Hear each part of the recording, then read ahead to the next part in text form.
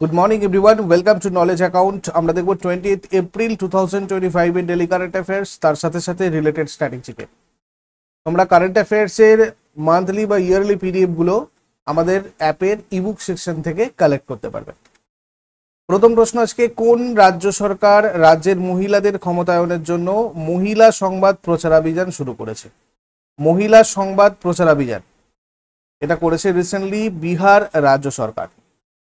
বিহারের মুখ্যমন্ত্রী কে রয়েছেন? নীতিশ কুমার। তো নীতিশ কুমার ভার্চুয়ালি মহিলা সংবাদ অভিযানের সূচনা করেছেন, যার মাধ্যমে বিহার রাজ্য নারীদের ক্ষমতায়নের জন্য যেসব কল্যাণমূলক পদক্ষেপ গ্রহণ করেছে সে সম্পর্কে তাদের সাথে যোগাযোগ স্থাপন করতে চাইছে এবং অবহিত করতে চাইছে তার। সেই কারণে মহিলা সংবাদ অভিযান তারা শুরু করেছে। এই বিহার গঠিত হয়েছিল 1912 সালের 22শে মার্চ। রাজধানী পাটনা। আন্তর্জাতিক সীমানা নেপাল, নেপালের সাথে রয়েছে আন্তর্জাতিক সীমানা এই জায়গাটায়। উত্তরে রয়েছে তাহলে নেপাল, পূর্বে রয়েছে পশ্চিমবঙ্গ, এখানে পশ্চিমবঙ্গ আছে, দক্ষিণে ঝাড়খণ্ড রয়েছে, পশ্চিমে উত্তরপ্রদেশ রয়েছে। এই হচ্ছে বিহারের সীমানা। টোটাল 38টা জেলা রয়েছে বিহারের। সরকারি ভাষা বিহারের হিন্দি। পুরো বিহারের স্টেট মানে স্ট্যাটিস্টিক এটা দেখে নাও। বিহারের বিধানসভার আসন রয়েছে 243টা।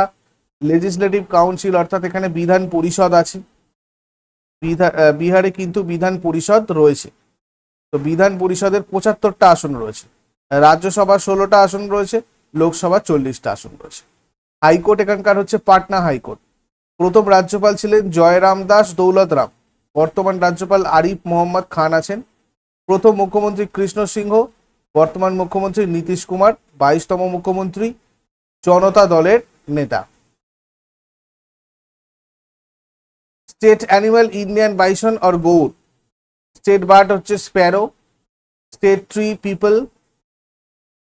বৌদ্ধ স্থান নালন্দা, যে নালন্দা ইউনিভার্সিটি এবং বৈশালী, এগুলো সবকটা বিহারেতেই রয়েছে। আর ভারতের জনসংখ্যার ঘনত্বে সর্বোচ্চ রাজ্য হচ্ছে আমাদের এই বিহার, যেখানে জনঘনত্ব 1106 মানে ব্যক্তি মানে লোক, 1106 জন লোক প্রত্যেক স্কোয়ার কিলোমিটারে। 2011 সালের আদমশুমারি অনুযায়ী বিহার এই লিডটি, এটা হচ্ছে 2011 সালের সেন্সাস অনুযায়ী। এছাড়া এখানে একটা ট্র্যাডিশনাল ফুড রয়েছে লিট্টি। এই যে লিট্টি চকা, এটা হচ্ছে এখানকার প্রধান ডিশ বা প্রধান খাবার, প্রধান ঐতিহ্যবাহী খাবার। MTS 2021 তোমাদের এসেছিল এটা। আর একটা ইম্পর্টেন্ট পয়েন্ট যেটা আরআরবি এনটিপিসিতে তোমাদের জিজ্ঞাসা করা হয়েছিল, সেটা হচ্ছে বিহারে কোনো পারমাণবিক বিদ্যুৎ কেন্দ্র নেই। কোন রাজ্যে কোনো পারমাণবিক বিদ্যুৎ কেন্দ্র নেই বলে তোমাদের একটা প্রশ্ন এসেছিল আগের বারের এনটিপিসিতে, তো সেটা হবে কোনো পারমাণবিক বিদ্যুৎ কেন্দ্র বিহারে কিন্তু নেই। ঠিক আছে। আচ্ছা, এই ধরনের তোমরা প্রত্যেকটা স্টেটের স্টেট ওয়াইজ জিকে যারা যারা বুলেট ব্যাচে আসো তোমরা তো পেয়েইছো। রেলওয়ে গ্রুপ ডি, তোমরা এসএসসি ব্যাচ, রেলওয়ে ব্যাচে একদম ডিটেলসে এই ধরনের স্ট্র্যাটেজিগুলো করতে পারবে। যদি তোমরা এই ব্যাচগুলোতে অ্যাডমিশন নিতে চাও সেক্ষেত্রে নিচে দেখো যে নাম্বারটা দেওয়া রয়েছে, ওই নাম্বারে তোমরা হোয়াটসঅ্যাপ অথবা কল করে আমাদের অ্যাপেতে এগুলো তোমরা লাইভ ব্যাচে অংশগ্রহণ করতে পারো এবং তোমাদের প্রিপারেশনকে আরও এক ধাপ এগিয়ে নিয়ে যেতে পারো। তারপরে শান্তিপূর্ণ মহাকাশ অনুসন্ধানের প্রতিশ্রুতিবদ্ধতার প্রতীক হিসাবে সম্প্রতি কোন দেশ আর্টেমিস চুক্তির 54তম স্বাক্ষরকারী দেশ হয়ে উঠেছে? বাংলাদেশ আর্টেমিস চুক্তির 54তম স্বাক্ষরকারী দেশ হয়ে উঠেছে। ভারত আগেই হয়েছিল, ঠিক আছে। ভারতের পরে বাংলাদেশ দ্বিতীয় দক্ষিণ এশিয়ার দেশ হিসাবে। দক্ষিণ এশিয়ার দেশ বলতে এই দুটো দেশই রয়েছে আর্টেমিস চুক্তির সাথে, মানে আর্টেমিস চুক্তির সাথে স্বাক্ষর করেছে, বাংলাদেশ আর ভারত। ঠিক আছে। তো বিশ্বের 54তম মার্কিন যুক্তরাষ্ট্রের ন্যাশনাল অ্যারোনটিক স্পেস অ্যাডমিনিস্ট্রেশন মানে নাসার আর্টেমিস অ্যাকর্ডে যোগদান করেছে। এই আর্টেমিস চুক্তি সম্পর্কে আমরা একটু দেখে নিই। নাসা 13ই অক্টোবর 2020-তে মার্কিন যুক্তরাষ্ট্র সরকারের স্টেট ডিপার্টমেন্টের সাথে সমন্বয় করে এই আর্টেমিস অ্যাকর্ডস বলে একটা অ্যাকর্ডস প্রতিষ্ঠা করে। আর্টেমিস অ্যাকর্ডের প্রতিষ্ঠাতা ছিল তখন 7টা দেশ: Canada, Italy, Japan, Australia, United kingdom, Luxembourg, সংযুক্ত আরব এমিরেটস এবং মার্কিন যুক্তরাষ্ট্র। এই আর্টেমিস অ্যাকর্ডস বা আর্টেমিস চুক্তি কি? মহাকাশ অনুসন্ধানের ক্ষেত্রে আন্তর্জাতিক সহযোগিতা আর দায়িত্বশীল ব্যবহারের জন্য একটা সেট চুক্তি। এর মূল লক্ষ্য হচ্ছে চাঁদ আর অন্যান্য মহাজাগতিক বস্তুর শান্তিপূর্ণ এবং নিরাপদে অনুসন্ধান আর ব্যবহারের জন্য একটা নিয়মকানুন তৈরি করা। আর্টেমিস প্রোগ্রামের কর্মসূচি দেখো, কর্মসূচিগুলো দেখলেই আর্টেমিস প্রোগ্রাম সম্পর্কে তোমাদের ধারণা আরো স্বচ্ছ হয়ে যাবে।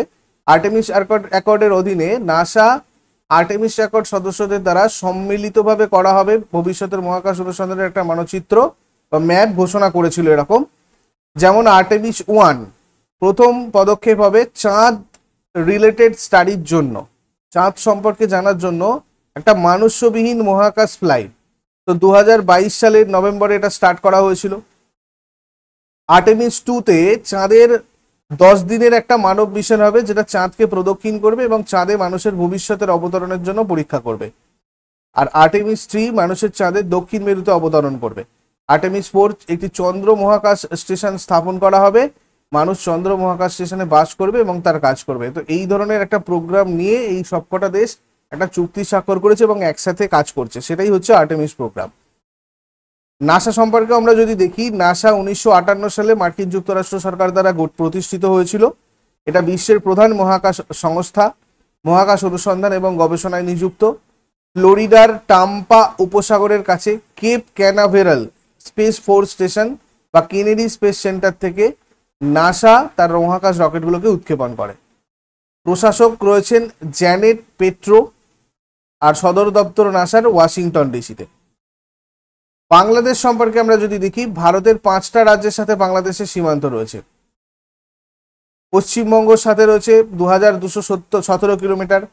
ইভেন পশ্চিমবঙ্গের সাথে ইন্টারন্যাশনাল সব থেকে বড় সীমান্ত এটা, এবং আমাদের ভারতের সাথেও তাই। ভারতের সাথে সব থেকে বেশি ইন্টারন্যাশনাল বাউন্ডারি রয়েছে তোমার এই বাংলাদেশের সাথে, এবং পশ্চিমবঙ্গের সাথে সেটা শেয়ার করেছে। ত্রিপুরার 856 এবং মেঘালয় তোমার হচ্ছে 443, মিজোরাম 318, আসাম 263। রাজধানী বাংলাদেশের ঢাকা, মুদ্রার নাম টাকা। চিফ অ্যাডভাইজার মোহাম্মদ ইউনুস এবং চিফ জাস্টিস সৈয়দ রাফাত আহমেদ। রাষ্ট্রপতি মোহাম্মদ আব্দুল হামিদ। প্রথম রাষ্ট্রপতি শেখ মুজিবুর রহমান ছিলেন। জাতির পিতা বলা হয় বাংলাদেশের। স্বাধীনতা দিবস বাংলাদেশের 1971 সালের 26শে মার্চ। সরকারি ভাষা বাংলা। সংসদের নাম হচ্ছে জাতীয় সংসদ, আর সংসদে আসন সংখ্যা 350। ন্যাশনাল অ্যানথেম আমর সোনার বাংলা, অর্থাৎ আমার সোনার বাংলা, যেটা রবীন্দ্রনাথ ঠাকুর লিখেছিলেন, এটা বাংলাদেশের ন্যাশনাল অ্যানথেম। ন্যাশনাল স্পোর্টস কি? Kabaddi. National animal royal Bengal tiger. National flower water lily. National poet Kazi Nazrul Islam. সর্বোচ্চ শৃঙ্গ কেওক্রাডাম। বাংলাদেশের বিখ্যাত নদী হচ্ছে যমুনা, তিস্তা, ফেনী, মুহারি, মেঘনা। আর এখানে বাংলাদেশ আর ভারতের মধ্যে যে প্রধান প্রতিরক্ষা মহড়াগুলো হয় সেগুলো হচ্ছে সম্প্রীতি, এটা সামরিক প্রশিক্ষণ অনুশীলন, আর বঙ্গোসাগর, এটা হচ্ছে নৌমহড়া। মৈত্রী এক্সপ্রেস বাংলাদেশের রাজধানী ঢাকার সাথে সংযোগকারী প্রথম আধুনিক আন্তর্জাতিক যাত্রীবাহী ট্রেনের নাম। ভারতীয় রাজ্য পশ্চিমবঙ্গের রাজধানী কলকাতা থেকে এটা স্টার্ট হয়েছিল। বন্ধন এক্সপ্রেস এটা আন্তর্জাতিক যাত্রীবাহী ট্রেন, যেটা ভারতীয় শহর কলকাতার বাংলাদেশি শহর খুলনার মধ্যে চলাচল করে। আর বাংলাদেশ মানে পূর্ব পাকিস্তান, যেটা আগের নাম ছিল, এটা 1947 থেকে 1971 সাল পর্যন্ত পাকিস্তানেরই অংশ ছিল। পরে 1971 সালে বাংলাদেশ স্বাধীন রাষ্ট্র হিসাবে প্রতিষ্ঠিত হয়। মারফাতি সং বাংলাদেশের ঐতিহ্যবাহী লোকসঙ্গীত, এটাও তোমাদের CGL 2019-এ জিজ্ঞাসা করা হয়েছিল। এছাড়া CHSL 2020-তে আরো একটা জিনিস এসেছিল, প্রফেসর মোহাম্মদ ইউনুস, বাংলাদেশের গ্রামীণ ব্যাংকের প্রতিষ্ঠাতা। তারপরে বিশ্ব হিমোফিলিয়া দিবস কবে পালন করা হয়? ওয়ার্ল্ড হিমোফিলিয়া ডে, এটা পালন করা হয় 17 এপ্রিল। হিমোফিলিয়া আর অন্যান্য রক্ত সংক্রান্ত অর্জিত রোগ সম্পর্কে জনসচেতনতা তৈরি করতে প্রতি বছর এই দিনটা পালন করা হয়। 1989 সালে ওয়ার্ল্ড ফেডারেশন অফ হিমোফিলিয়া প্রথম এই বিশ্ব হিমোফিলিয়া দিবস উদযাপন করে। আর এবছর 2025-এর থিম ছিল access for all, women and girls bleed too. তারপরে এইমস দিল্লি 2024 সালের বিশ্বের সেরা হাসপাতালগুলির মধ্যে কততম স্থানে রয়েছে? 97তম স্থানে রয়েছে এইমস দিল্লি। দেখো All India Institute of Medical Sciences AIIMS New দিল্লিতে যেটা রয়েছে, নিউজউইক এবং স্ট্যাটিস্টা দ্বারা বিশ্বের সেরা হাসপাতাল 2024 র্যাঙ্কিংয়ে বিশ্বব্যাপী 97তম সেরা হাসপাতাল হিসাবে মনোনীত হয়েছে। আমেরিকান মিডিয়া কোম্পানি নিউজউইক বিশ্বব্যাপী ডেটা প্ল্যাটফর্ম স্ট্যাটিস্টার সাথে অংশীদারিত্বে বিশ্বের সেরা হাসপাতাল 2024 এই রিপোর্টটা প্রকাশ করেছে। তো সেই হিসাবে যদি দেখা যায় মার্কিন যুক্তরাষ্ট্রের মিনেসোটার মায়ো ক্লিনিককে বিশ্বের সেরা হাসপাতাল বলা হয়েছে। আর ভারতের সেরা হাসপাতালের যদি আমরা লিস্ট দেখি, প্রথমেই আসছে এই এইমস যেটা নতুন দিল্লিতে রয়েছে। 2 নম্বরে রয়েছে মেদান্ত দ্য মেডিসিটি গুরুগ্রামে। তারপরে স্নাতকোত্তর চিকিৎসা শিক্ষা এবং গবেষণা ইনস্টিটিউট চণ্ডীগড়ে রয়েছে, খ্রিস্টান মেডিকেল কলেজ ভেলোরে রয়েছে এবং ব্রিচ ক্যান্ডি হাসপাতালে রয়েছে মুম্বাই। ইউনেস্কোর memory of the world register 2025-এ কোন প্রাচীন ভারতীয় লেখাটি অন্তর্ভুক্ত করা হয়েছে? এখানে দুটো, শ্রীমদ্ ভগবত গীতা এবং ভরতমুনির নাট্যশাস্ত্র। ধ্রুপদী প্রাচীন ভারতীয় গ্রন্থ, নাট্যশাস্ত্র এবং শ্রীমদ্ ভগবত গীতা ইউনেস্কোর মেমোরি অফ দ্য ওয়ার্ল্ড রেজিস্টারে লিপিবদ্ধ করা হয়েছে।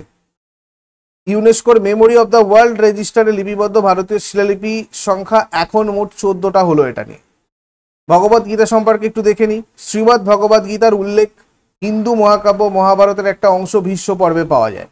মহর্ষি বেদব্যাস মহাভারত রচনা করেছিলেন। ভগবত গীতা 18টা অধ্যায়ে 700টা শ্লোক নিয়ে তৈরি। এটা পাণ্ডব এবং কৌরবদের মধ্যে মহাযুদ্ধের সময় ভগবান কৃষ্ণ আর অর্জুনের মধ্যে যে সংলাপ হয়েছিল সেটাই। নাট্যশাস্ত্র সম্পর্কে যদি দেখি, খ্রিস্টীয় পূর্ব 2য় শতাব্দীতে ভরত মুনি রচিত নাট্যশাস্ত্র ছিল। এটা নাট্যশাস্ত্র রচনা করেছেন ভরত মুনি, যাতে 36,000 শ্লোক রয়েছে। এই নাট্যশাস্ত্রকে বলা হয় গন্ধর্ববেদ। গন্ধর্ববেদ নামেও নাট্যশাস্ত্র পরিচিত। একটা গ্রন্থ যা নাট্যবেদের সারাংশ হিসেবে বিবেচিত হয়, যেটা পরিবেশন শিল্পের একটা মৌখিক ঐতিহ্য। আর নাট্যশাস্ত্র হচ্ছে নাট্য মানে নাটক, অভিনয় বা পারফরমেন্স, রস বা নান্দনিক সারাংশ, ভাব বা আবেগ এবং সঙ্গীত মানে সঙ্গীত, এইসব সম্পর্কে এর মধ্যে বিস্তৃত রয়েছে আর কি। ইউনেস্কোর মেমোরি অফ দ্য ওয়ার্ল্ড রেজিস্ট্রিটাও দেখে নিই কি জিনিসটা। ইউনেস্কো 1992 সালে ইউনেস্কো কর্তৃক UNESCO memory of the world registry চালু করে। এই রেজিস্ট্রির প্রাথমিক উদ্দেশ্য হচ্ছে ঐতিহাসিক এবং সাংস্কৃতিক ভ্যালুয়েশন বা মূল্য যেগুলো আছে তার একটা আর্কাইভ সংরক্ষণ করা, যাতে সেগুলো কোনো বাধা ছাড়াই সকলের কাছে অ্যাক্সেসযোগ্য হয়। তথ্যচিত্র ঐতিহ্যের গুরুত্ব সম্পর্কে জনসচেতনতা বৃদ্ধি করা। তারপর ভারত এবং কোন দেশের মধ্যে সামুদ্রিক সহযোগিতা মহড়া সম্প্রতি তানজানিয়ায় অনুষ্ঠিত হয়েছে? রিসেন্টলি ভারত আর আফ্রিকার মধ্যে একটা সামুদ্রিক সহযোগিতা মহড়া অনুষ্ঠিত হয়েছে তানজানিয়াতে।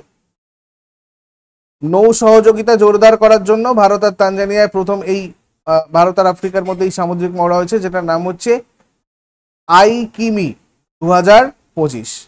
এখানে 9টা আফ্রিকান দেশ অংশগ্রহণ করে, যারা জলদস্যুতা বিরোধী এবং সামুদ্রিক নিরাপত্তা অভিযানের উপর দৃষ্টি নিবদ্ধ করে এটা করেছিল। তানজানিয়া সম্পর্কে যদি দেখি, এটা পূর্ব আফ্রিকায় অবস্থিত একটা দেশ। এই জায়গায় রয়েছে, আমাদের নিরক্ষরেখার দক্ষিণ দিকে রয়েছে, এর ওপর দিয়ে নিরক্ষরেখা গেছে। রাজধানী হচ্ছে ডোডোমা। প্রতিবেশী দেশ এখানে অনেকগুলো রয়েছে, দেখো কেনিয়া, উগান্ডা, ঠিক আছে, Rwanda, Mozambique, Zambia, Malawi, Burundi, DR Congo, এগুলো সব রয়েছে প্রতিবেশী দেশ। সামুদ্রিক সীমানা যদি দেখি, এখানে কোমোরস এবং সিসেলস দ্বীপপুঞ্জ রয়েছে।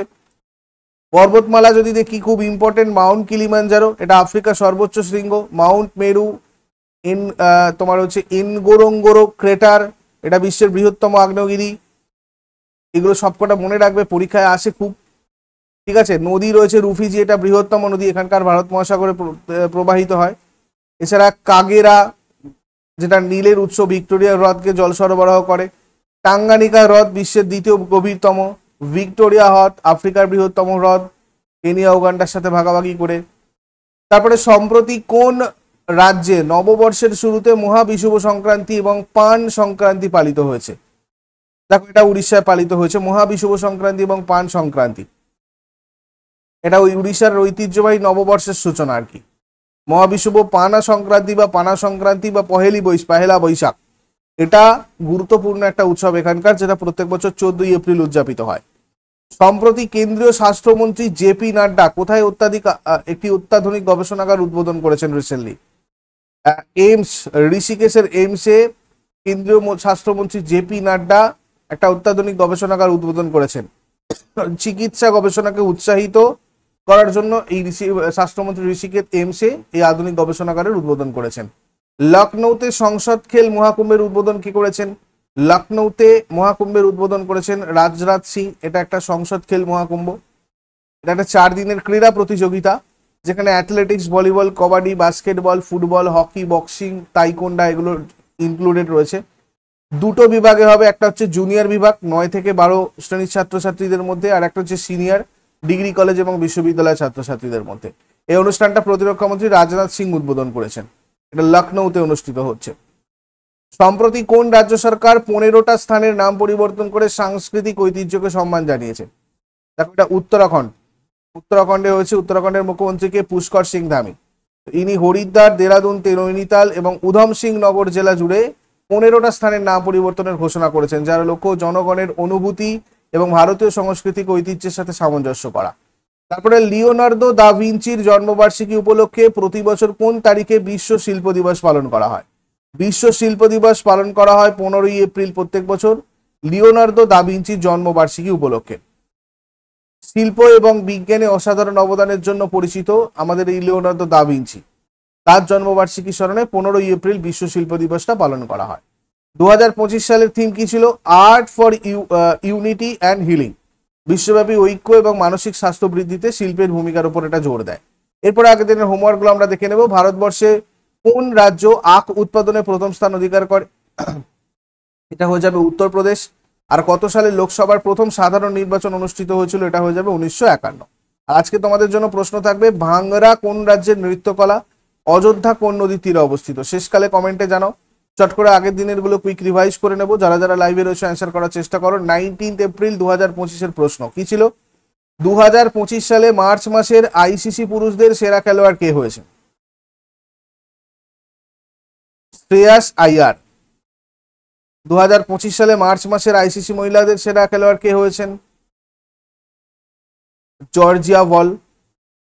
শ্রম ও কর্মসংস্থান মন্ত্রক কোন কোম্পানির সাথে গিগ এবং লজিস্টিক সেক্টরে কর্মসংস্থান বাড়ানোর জন্য ন্যাশনাল কেরিয়ার সার্ভিস বা এনসিএস পোর্টালের মাধ্যমে একটি এমওইউ বা মেমোরেন্ডাম অফ আন্ডারস্ট্যান্ডিং স্বাক্ষর করেছে?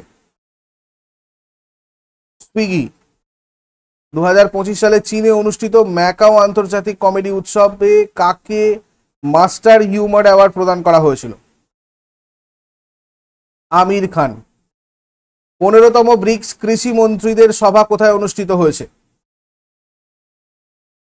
ব্রাজিলের ব্রাজিলিয়া।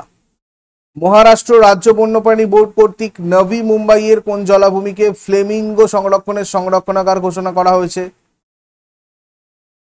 বিপিএস জলাভূমি।